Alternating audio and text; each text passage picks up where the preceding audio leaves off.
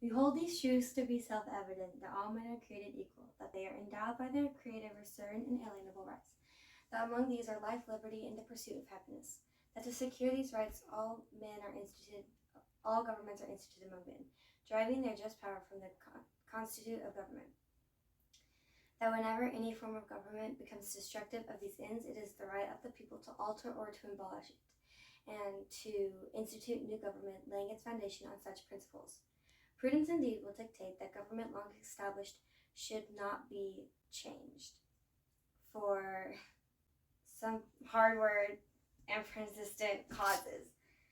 And accordingly, all experiences have shown that mankind are disposed to suffer, while evils are sufferable than to right themselves by abolishing the form to which they are accustomed.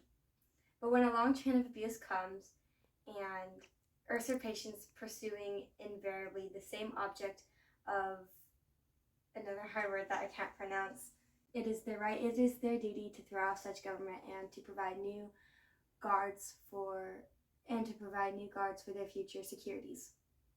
I need like a prompt, like the first sentence, like the first word. Such has been the patient sufferance of these colonies, and such is now necessary.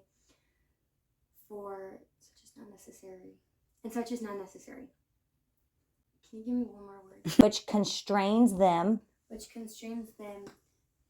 to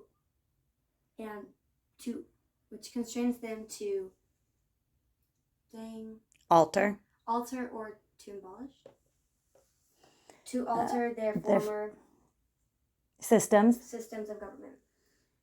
The history of great King of Britain is a history of repeated injuries and usurpations.